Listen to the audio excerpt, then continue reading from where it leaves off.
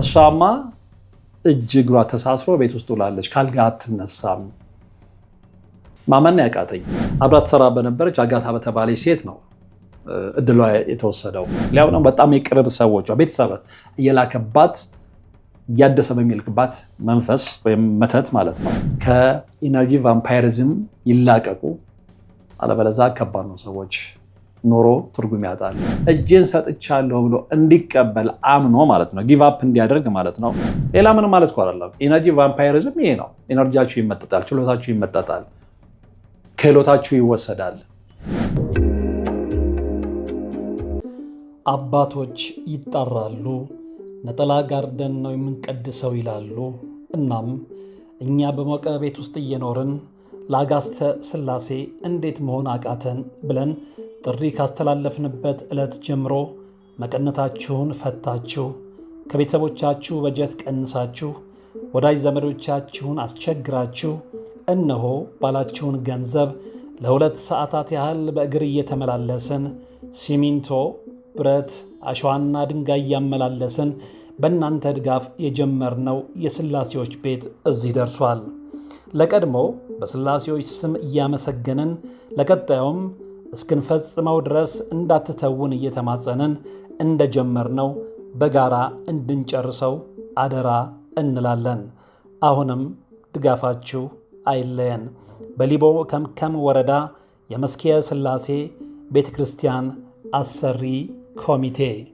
ሰላም ጤና ይስጥልን። በሀገር ውስጥና በመላው ዓለም የምትገኙ ወደ ቻናል ላይ ተከታታዮች ዛሬም በእግዚአብሔር መልካም ፍቃድ ተገናኝተናል። የምንገኘው በዋናው ቻናላችን ላይ ነው። እንግዲህ በዛሬው መርሃ ግብር ልነግራችሁ የፈለግኩት በስውር ሞገድ ስለሚሰረቅ እድል ነው። በስውር ሞገድ ስለሚሰረቅ እድል ምን ማለት ነው የሚለውን በዝርዝር የምንመለከተው ነው የሚሆነው። በነገራችን ላይ ይህ መርሃ ግብር በአንዲት ሴት እውነተኛ የህይወት ታሪክ ላይ የተመሰረተ ነው። ሴት ዲዮን ፎርቹን ትባላለች። እውነተኛ ስሟ ግን ቫዮሌት ፈርዝ ነው። ምን አጋጠማት የሚለውን ነገር ስትመለከቱ ራሳችሁን በእርግጠኝነት በእሷ ህይወት ውስጥ ትመለከታላችሁ። በተለይ እድላችሁ የተሰረቀ ሰዎች ማለት ነው። እንግዲህ የዲዮን ፎርቹን እውነተኛ ታሪክ በስውር ሞገድ የተሰረቀው እድል ምን ይመስላል የሚለውን ነው የምነግራችሁ እና ይህ ሴት በሃያኛው ክፍለ ዘመን መጀመሪያ ላይ በእንግሊዝ ሀገር የነበረች የስነ አእምሮ ተመራማሪ እንዲሁም ደግሞ የምስጢራዊ ጥበባት ምሁር ነበረች። መጽሐፏን ለመጻፍ መነሻ የሆነውና በመጽሐፉ የመጀመሪያ ምዕራፎች ላይ በሰፊው የምታስነበበው ታሪክ በ20 ዓመቷ የደረሰባት ነው እና እች ሴት መጽሐፍ የጻፈችው ከራሷ ችግር ላይ ተነስታ ነው ማለት ነው። እንግዲህ በ20 ዓመቷ ስውር ጥቃት ደርሶባት ነበረ። ብዙዎቻችሁ ላይ እንደሚደርሰው ማለት ነው። ያ ስውር ጥቃት የመናፍስት ጥቃት ነው። ያ ስውር ጥቃት የናጅሬው ጥቃት ነው። ያ ስውር ጥቃት የአጋንንት ጥቃት ነው። የድግም ጥቃት ነው። ስለዚህ እንግዲህ እድሜዋን መገመት ትችላላችሁ። በ20 ዓመት በምን አይነት ትግል ውስጥ እንደነበረች መገመት ያን ያህል የሚከብድ አይደለም እና እንግዲህ አንደኛው የመጀመሪያው ስቴፕ ምንድነው? ስውር መረቡ ሲዘረጋ ያለው ሂደት ነው። እንግዲህ ቫዮሌት በወቅቱ በአንድ የአእምሮ ጤና ተቋም ውስጥ በረዳትነት ትሰራ የነበረበት ወቅት ነው። የተቋሙ የበላይ ኃላፊ አጋታ የተባለች በሰዎች አእምሮ ላይ ከፍተኛ የመጫንና የመግዛት ተፈጥሯዊ ብቃት ሃይፕኖቲክ የሚሉት እነሱ ማለት ነው ሃይፕኖቲክ ፓወር ያላት ሴት ነበረች እና አጋታ የቫዮሌትን የተለየ ተሰጥኦና ብሩህ ወደፊት እድል ስታይ ልብ አድርጉ ያንን ኃይል ለራሷ ጥቅም ለማዋልና ሴትዮዋን ሙሉ በሙሉ በእጇ ስር ለማድረግ በረቀቀ መንገድ መንቀሳቀስ ትጀምራለች። ይሄ ማለት ምንድን ነው? ላሳያችሁ የፈለኩት በዚች ሴት እውነተኛ ታሪክ ላይ ተመርኩዤ ልነግራችሁ የፈለኩት ምንድን ነው? የሆኑ ሰዎች የእኛን የወደፊት እድል ያንን ኃይል እንዲሁም ደግሞ ኃይል ለራሳቸው ጥቅም ለማዋልና እኛን ሙሉ በሙሉ በእጃቸው ስር ለማድረግ እንደሚነሱ እንድትረዱ እፈልጋለሁ። ይሄ እንግዲህ በረቀቀ መንገድ እንዲንቀሳቀሱ ምክንያት ይሆናቸዋል ማለት ነው። ስለዚህ እቺ ሴት ላይ ወይም ደግሞ ዲዮን ፎርቹን ላይ የደረሰው ነገር እሱ ነው። እና ሴት ወይም ደግሞ አጋታ ያንን ኃይል ለራሷ ጥቅም ለማዋልና ሴትዮዋ ሙሉ በሙሉ በእጇ ስለማድረግ እንቅስቃሴ ትጀምራለች። ጥቃቱ ሲሰነዘረው እንግዲህ በአካላዊ ግጭት ወይም ደግሞ በዛቻ አልነበረም። ብዙዎች የምንሸወደው እዛ ላይ ነው።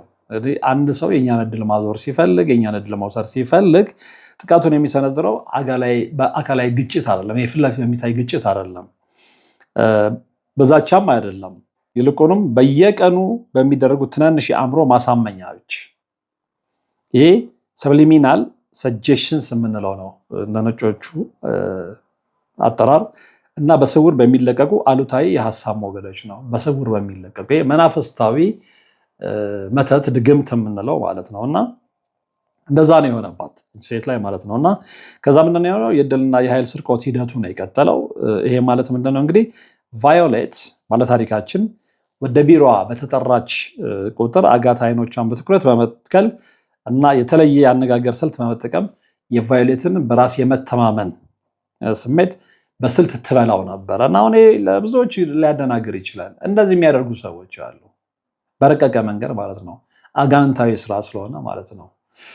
እና አንቺ ምንም አቅም የለሽም፣ እኔ ከሌለ ህይወትሽ ባዶ ነው የሚሉ መልክቶችን በአእምሯ ላይ ትተክልባት ነበረ። ይሄ በአጋንንታዊ አሰራር ይሄ ነገር ውስጧ ገብቶ ሴት ለራሱ ያላት አመለካከት እንዲቀየር ታደርግ ነበር እና በአእምሯ ላይ ትተክልባት ነበረ። በመጽሐፉ ላይ እንግዲህ ዲዮን ፎርቹን ክስተቱን ትገልጸዋለች፣ ስለምታስታውሰው ያው ትራውማ ውስጥ ስለነበረች ማለት ነው። እና ምንድን ነው የምትለው?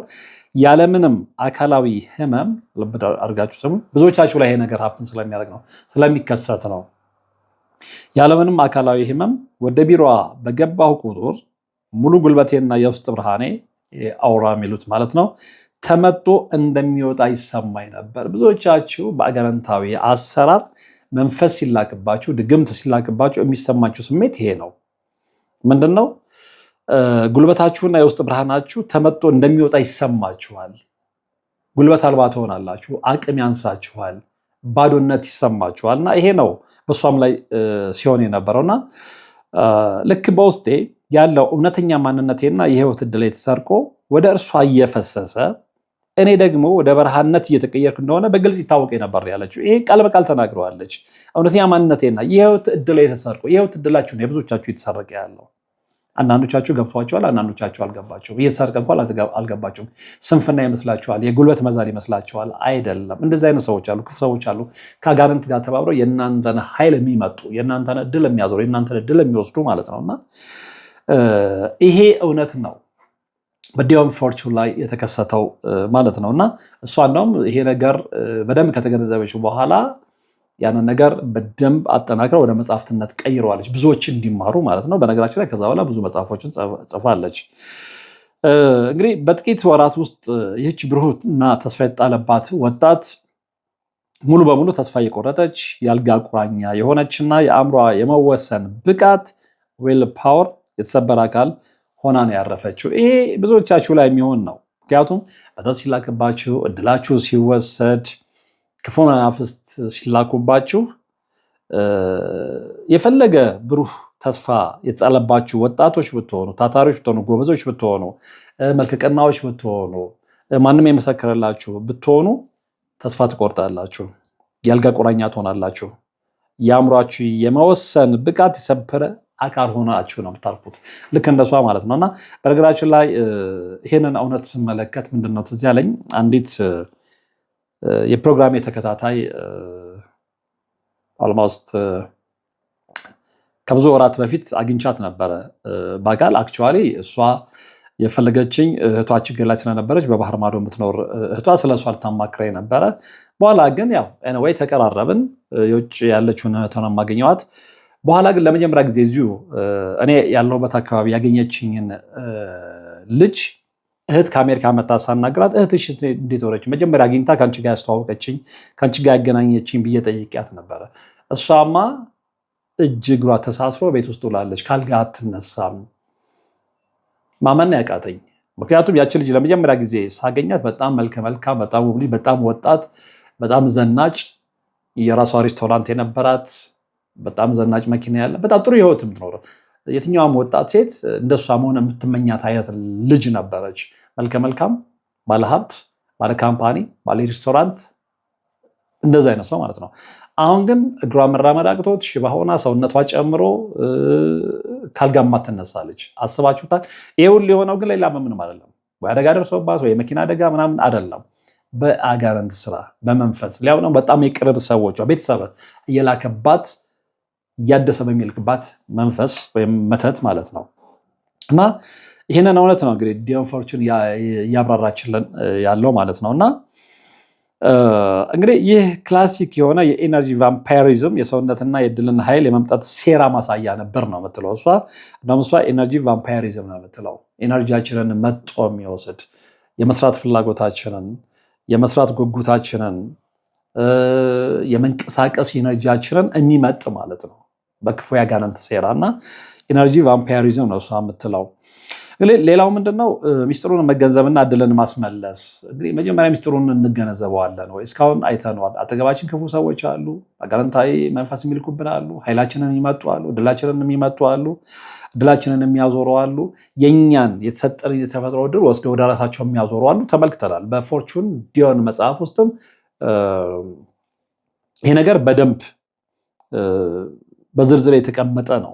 የራሷ እንግዲህ ዲዮን ፎርቹን እውነተኛ ታሪኳን ነው እየነገረችን ያለችው ማለት ነው። እና እንግዲህ ይሄ ሚስጥሩ መገንዘብና እድልን ማስመለስ ይቻላል። ዝርዝር ሁኔታውን ነግራናለች። አጠገባ የነበረች አጋታ የተባለች ሴት የዚችን ሴት እድል አየች፣ እድል አስጠናች፣ የወደፊት ነገሯን። ስለዚህ ያንን ነገር ሁሉ ወደ ራሷ ማምጣት ስለፈለገች ያንን ነገር ተጠቀመችበት፣ ተሳካላት ማለት ነው። ብዙዎች ላይ እንደዛ እንደሚሆን ስለምናቅ ደግሞ ብዙዎቻችሁ የሆነባችሁም ደግሞ ያው ስለምትነግሩኝ ብዙ ጊዜ በዚህ ጉዳይ ላይ ስለምናወራ ማለት ነው። እና የዲዮን ፎርቹን ህይወት የብዙዎቻችሁ ህይወት ነው። የብዙዎቻችሁ ህይወት አጠገባችሁ ባሉ ሰዎች ዘመር ሊሆን ይችላል፣ አበልጅ ሊሆን ይችላል፣ ወንድም፣ እናትንም እያየን ነው። እንዲህ የመሳሰሉት ሰዎች የእናንተን እድል ተፈጥሯዊ እድል ካጠኑ በኋላ ያንን እድል ወስደው ሌሎች ሰዎች ያከፋፍላሉ። ያንን እድል ወስደው ለራሳቸው ይጠቀማሉ። አንዳንዶቹ በጣም በሚገርም ሁኔታ ከአንደኛው ልጃቸው ላይ ወስደው ሌላኛው ልጃቸው ይሰጣሉ። ይሄ በጣም የሚገርም ያጋንንት ስራ ነው እና ይህንን ነው በመጽሐፏ ያብራራችልን ዲዮን ፎርቹን ማለት ነው። እና እንግዲህ ቫዮሌት የእውነተኛ ስሟ ነው። ከተቃውሞ ርቃ ለዓመታት ባደረገችው ተጋድሎ በፊት ተሳበት ከነበረው ማለት ነው በአካል ብቻ ሳይሆን በርቁ ሆኖ የሀሳብ ሞገድ ቴሌፓቲክ የሚሉት ማለት ነው ሳይኪክ ሰጀሽን ሰውን ማሰርና ልብ አድርጉ ሰውን ማሰርና እድሉን ማዞር። እድል አይወሰድም ለምትሉ ሰዎች ይሄ እንደዚህ አይነት መጽሐፎችን እየፈልጋችሁ አንብቡ። በትክክል በሰዎች ላይ የደረሰ እውነት ማለት አሁን አንዳንዱ እድል አይዞርም እድል አይወሰድም ምናምን ብለው የሚከራከሩ ሰዎች አሉ። እንደዚህ አይነት መጽሐፍቶችን ፈልጋችሁ አንብቡ፣ ትማራላችሁ። በደንብ እንክት አድርጎ ነው የሚወሰደው። ሰውን ማሰርና እድሉን ማዞር እንደሚቻል ጥልቅ ምርምር ታደርጋለች። በራሷ ላይ ደረሰ ስለሆነ ማለት ነው። ያጠቃትን ስውር መንፈሳዊና ስለልቦናዊ ሰንሰለት ሰብራ በመውጣት ዲዮን ፎርቹን የሚለውን ስም በመያዝ የዓለም ታዋቂ ታላቅ ደራሲ ለመሆን በቅታለች። ከራሷ ህይወት ላይ በመነሳት ራሷ ሰለባ ነቻ። ስለዚህ ይሄ መጽሐፏ እድላቸው የተወሰደ ብዙ ሰዎችን አስተምሯል። እንግዲህ መጽሐፉ ለደራሲያን የሚሰጠውን የምርምር መዋቅር ስንመለከት ለሌላውም ደግሞ በተለይ ሰለባ ለሚሆነም ደግሞ የራሱ ጥቅም አለው። ምክንያቱም አንደኛ አጠገቡ ጠላት እንዳለ ያረጋግጣል ያ ሰው። ሁለተኛ ጠላቱ ከሱ ላይ እድሉን እንደሚያዞር፣ እንዴት ኢነርጂውን እንደሚወስድ፣ ኢነርጂውን ይሄ ኢነርጂ ቫምፓይሪዝም እንዴት ፕራክቲካሊ በሰዎች ላይ ሀፕን እንደሚያደርግ በደንብ የተነተነችበት መጽሐፍ ስለሆነ ያንን መረዳት ይቻላል። ከዛ በኋላ ወደ መፍትሄው መሄድ ይቻላል ማለት ነው። እና እንግዲህ ዲዮን ፎርቹን በዚህ ታሪክ መነሻነት በመጽሐፍ ውስጥ ለምርምሯ የሚሆን መላምቶችንም ታስቀምጣለች።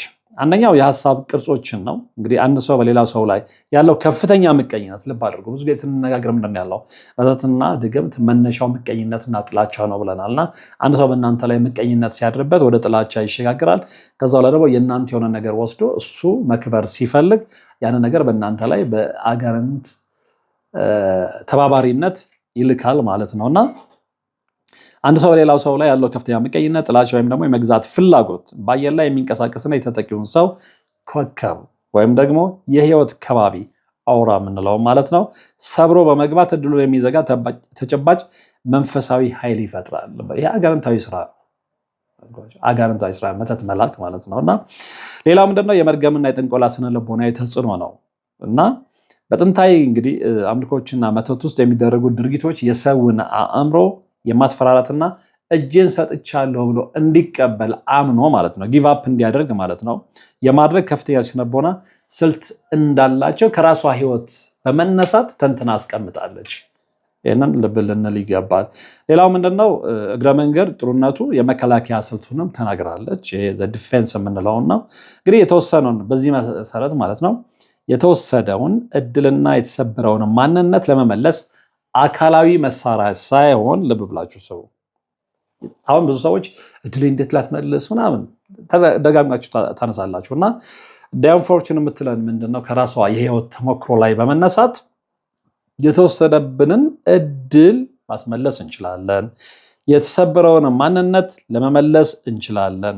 ነገር ግን ትላለች የተወሰደውን እድልና የሰበረው ማንነት ለመመለስ አካላዊ መሳሪያ ሳይሆን የራስን የአእምሮ ቁርጠኝነት ብዙ ሰዎች እዚህ ላይ ሰነፎች ነን አይረን ዊል ማሳደግ ስውር ግንኙነቶችን ማቋረጥ ከመናፍስቱ ዓለም ጋር ያለውን ማለት ነው ከቲንግ ዘ ሳይኪክ ኮርድስ እና በአእምሮ ዙሪያ የማይደፈር መለኮታዊ የብርሃን ግንብ መገንባት ልብ አድርጎ ዓለማዊ ያላለችም መለኮታዊ የብርሃን ግንብ መገንባት እዚህ ውስጥ ጸሎት፣ ስግደት፣ ጾም፣ ቅዱስ ቁርባን የምንለው ነገር ሁሉ አለና ያንን እንደሚያስፈልግ በተግባር ነው የምታሳየን።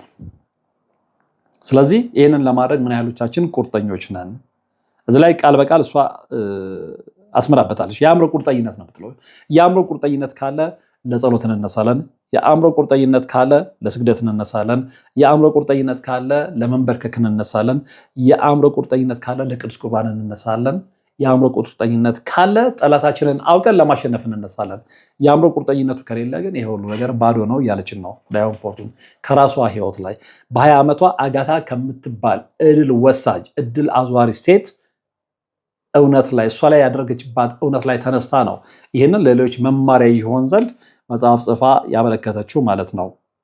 እንግዲህ ይህ ታሪክ በአይን ከማይታዩ የሀሳብ ሞገዶች ጀርባ ልብ አድርጉ፣ ይሄ ስፒሪቹዋል ነገር ስለሆነ ማለት ነው ያሉ የእድል ሌቦች የምትላቸው እሷ እድል የሚሰርቁን እድል የሚያዞሩ አይነት ሰዎች ሁሌ እኛ የምንነጋገርና የምናነሳቸውን ሰዎች ማለት ነው አሰራር ለመረዳትና በምርምር ስራ ውስጥ ሰብአዊና ምስጢራዊ የሆኑ ታሪክ መስመሮችን ለመቅረጽ ትልቅ አቅም የሚሰጥ እንደሆነም ትናገራለች። በዚህ ጉዳይ ላይ ብዙ ሰዎች ሊመራመሩና እውነታው ላይ ሊደርሱ ይችላሉ ነው። በዚህ ጉዳይ ላይ ጥልቅ ምርምር አልተደረገም ነው። በዚህ ጉዳይ ላይ ከበፊት ጀምሮ ሰዎች ይዘውት የመጡት የባዕድ አምልኮ መጠናት ያለበትን ያህል አልተጠናንም ነው። ሰዎች በዛ ጉዳይ ላይ ማወቅ ያለባቸውን ያህል አላወቁም ነው። መጠንቀቅ ያለባቸውን ያህል እንዲጠነቀቁ እነዚህ ነገሮች ከስር መሰረታቸው ማጥራትና ስለምንነታቸው ማወቅ አለባቸው ነው የምትለው። ግን ምን ያህሎቻችን ለዛ ክፍት ነን? አይደለንም። አንደኛ ራሱ የመንፈሱ ጫና አለ መጋለጥ ስለማይፈልግ ማለት ነው። በዛ ላይ ደግሞ የኛም ስንፍና አለ እና ሁለቱ ተዳምሮ ሌላ ትኩረት ላይ ከዚህ ይልቅ ሌላ ትኩረት ላይ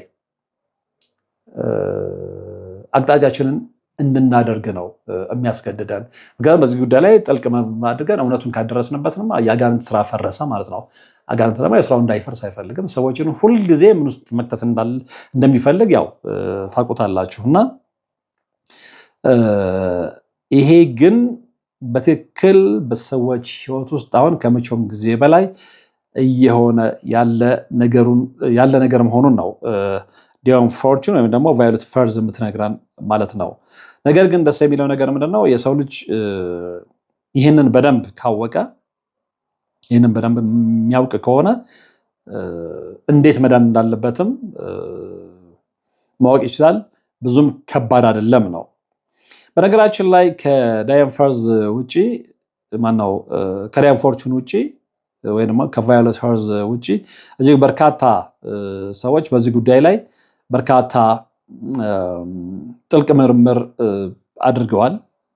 ስለዚህ እንግዲህ በተለየ መንገድ በዚህ ጉዳይ ላይ የተጻፉ በርካታ የምርምር መጽሐፍት አሉና ስለሚጠቅማቸው ካነሳን አይቀር ስለ እድል መዘወር፣ ስለ እድል መወሰድ በዚህ ጉዳይ ላይ የዳውን ፎርቹንን እውነተኛ ህይወት ታሪክ አንስተን ከተነጋገረን አይቀር በዚህ ጉዳይ ላይ እውቀታችሁን ግንዛቤያችሁን እንድታሰቡ ራሳችሁንም ቤተሰባችሁን እንድጠብቁ ጠቃሚ የሆኑ መጽሐፍትን በተለይ ደግሞ ውጭ ሀገር ላላችሁ መጠቆም እፈልጋለሁ።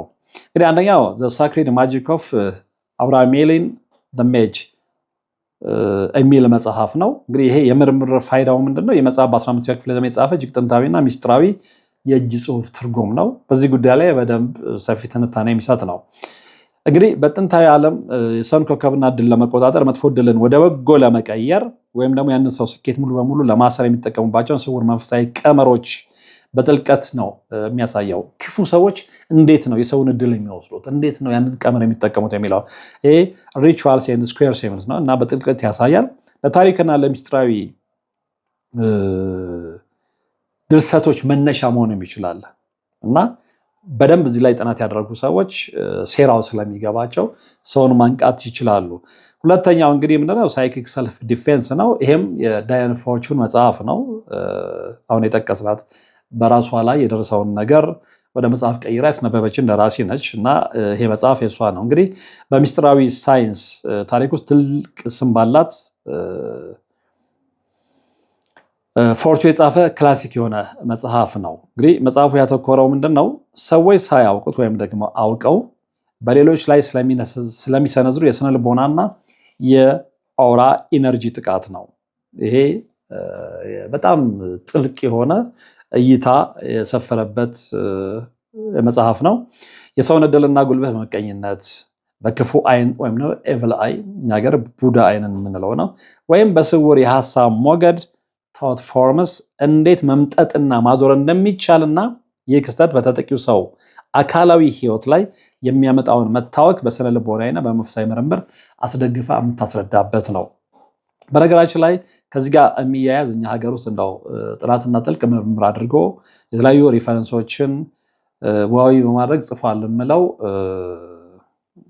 ተመስገን አጭቆ ይመስለኛል እና ሰላቢና ቡዳ መንፈስ ነው ምናምን የሚል መጽሐፍ። እሱ መጽሐፍ በነገራችን ላይ ካገኛችሁ አንብቡት። በጣም የሚገርም መጽሐፍ ነው። ሰላቢና መተት ቡዳና እንደዚህ አይነት እሱን ቃል በቃል ግን ተመስገን አጭቆ ነው ደራሲው። አይ ቲንክ ስሙን ካልተሳሳትኩና እንደዚህ አይነት ጥልቅ ምርምር አድርጎ ኢነርጂን ስለሚመጡ ኢነርጂ ቫምፓይሪዝም በደንብ እኛ ሀገር ውስጥ እስካሁን ካየኋቸው በዛ ጉዳይ ላይ ተሰበው በደንብ ካየኋቸው መጽሐፎች ትርጉም የሰጠኝ በደንብ በቃ ታስቦ ተሰጥቷል ለመለው መጽሐፍ እሱ ነውና አግኝታችሁ ብታነቡ ደስ ይለኛል። ብዙ መረጃ ታገኛላችሁ፣ ራሳችሁንም ታደኑበታላችሁና ዙሪያችሁ ምን አይነት ሰዎች እንዳሉ ትረዳላችሁ። የሰውን ደምና መንፈስ የሚመጡ አሁን አንዳንድ ሰው እንዴት መንፈስ ይመጠጣል፣ እንዴት መንፈስ ይበላል የሚል ሰው አለ። ያንን መጽሐፍ ግዴላችሁ ፈልጋችሁ አንብቡት። ግን ወደ ራሳችን ስንመለስ እንግዲህ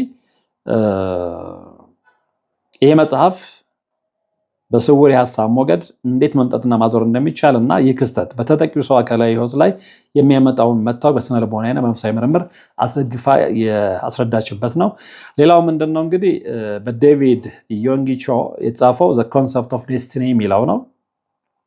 ይሄ ምንድነው? ጉዳዩን ከሃይማኖታዊና ከአራተኛው ዳይሜንሽን ፎርዝ ዳይሜንሽን እና ስነ መለኮታዊ እይታ አንጻር የሚመረምር መጽሐፍ ነው እና በአይን የማይታየው መንፈሳዊው ዓለም አሁን ብዙዎቻችን በአይን ስለማይታየው መንፈሳዊ ዓለም ያለን ግንዛቤ አነሳ ስለሆነ ነው እየተጎዳን ያለ ነው እና እንዴት የሚታየውን ቁሳዊ ዓለምና የሰውን እድል እንደሚገዛ አንድ ሰው የተዘጋጀለትን መለኮታዊ ጠፈንታ ወይም ደስቲኒ ሳያውቀው ባሉታዊ አዋጆችና በስውር መንፈሳዊ ኃይላት ሴራ እንዴት ሊያጣው እንደሚችል ልብ አድርጎ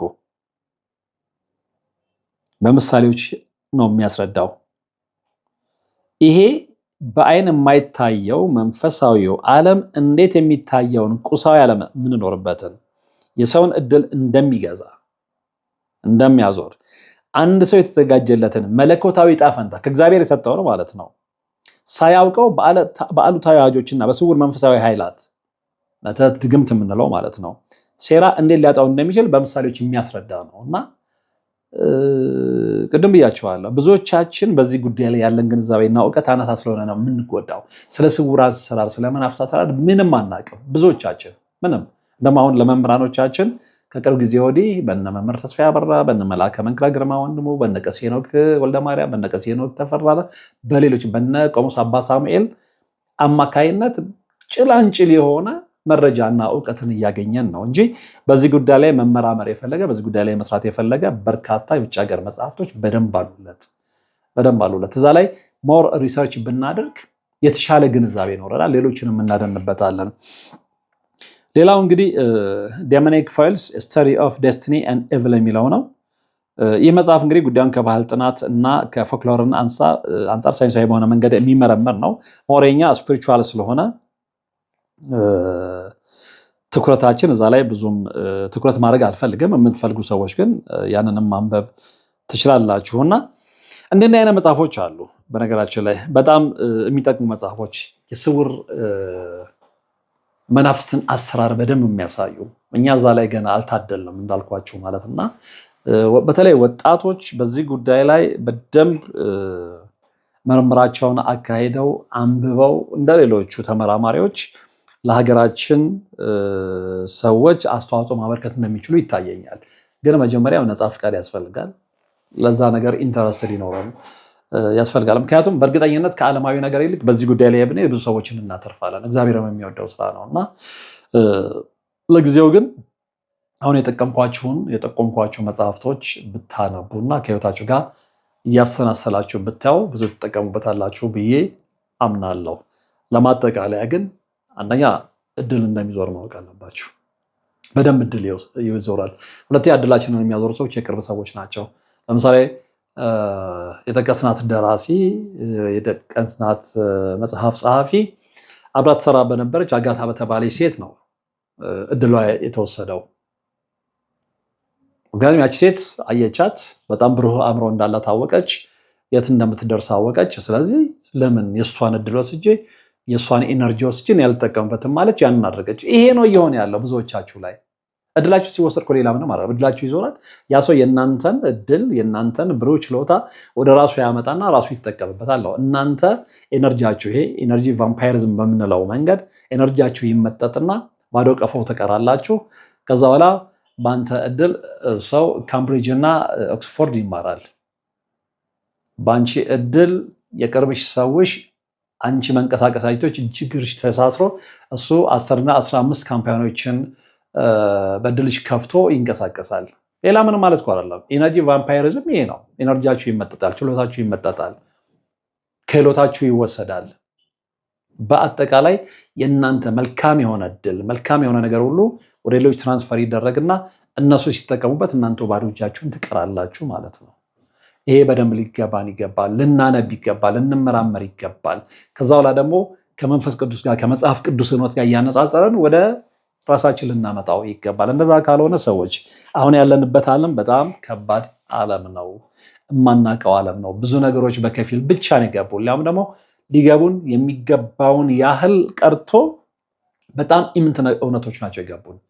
እነዛን ኢምንት እውነቶች ግን እያሳደግን ወደ ከፍተኛ እውነቶች ቀይረን የተደበቀ እውነት ላይ የተደበቀን መረጃ ላይ መድረስ የኛ ፋንታ ነው ለማለት ነው። እንግዲህ የዛሬው መርሃ ግብር የተከታተላችሁት ነበረ። አስተያየት እንድትሰጡበት እፈልጋለሁ። በዚህ ጉዳይ ላይ ያላችሁ አስተያየት ምንድን ነው? ያላችሁ ጥልቅ ግንዛቤ ምንድን ነው? እናንተም የእናንተን ኤክስፔሪንስ ንገሩኝ። ከህይወት ምንጭ ቀርታችሁ ልታካፍሉ እንችላላችሁ። በእናንተ ህይወት ላይ ሀፕን ያደርገውን እንማማር። ሰዎች ይዳኑ። ሰዎች ትክክለኛውን መንገድ ይወቁ። ወደ እግዚአብሔር መንገድ ይመለሱ። ከኢነርጂ ቫምፓይሪዝም ይላቀቁ። አለበለዛ ከባድ ነው። ሰዎች ኑሮ ትርጉም ያጣል። እደግምላችኋለሁ፣ ኑሮ ትርጉም ያጣል። ኑሮ ትርጉም እንዳያጣ እግዚአብሔርን እንያዝና እውነትን እንፈልግ መልክቴ ነው። በቀጣይ በሌላ መርሃ ግብር ነው የምንገናኘው። እስከዛው ግን ሁሌም እንደምለው በያላችሁበት ሰላም። አባቶች ይጣራሉ፣ ነጠላ ጋርደን ነው የምንቀድሰው ይላሉ። እናም እኛ በሞቀ ቤት ውስጥ እየኖርን ለአጋስተ ሥላሴ እንዴት መሆን አቃተን ብለን ጥሪ ካስተላለፍንበት ዕለት ጀምሮ መቀነታችሁን ፈታችሁ፣ ከቤተሰቦቻችሁ በጀት ቀንሳችሁ፣ ወዳጅ ዘመዶቻችሁን አስቸግራችሁ እነሆ ባላችሁን ገንዘብ ለ2 ሰዓታት ያህል በእግር እየተመላለስን ሲሚንቶ፣ ብረት፣ አሸዋና ድንጋይ እያመላለስን በእናንተ ድጋፍ የጀመርነው የሥላሴዎች ቤት እዚህ ደርሷል። ለቀድሞ በሥላሴዎች ስም እያመሰገንን ለቀጣዩም እስክንፈጽመው ድረስ እንዳትተውን እየተማጸንን እንደጀመርነው በጋራ እንድንጨርሰው አደራ እንላለን። አሁንም ድጋፋችሁ አይለየን። በሊቦ ከምከም ወረዳ የመስኪየ ሥላሴ ቤተ ክርስቲያን አሰሪ ኮሚቴ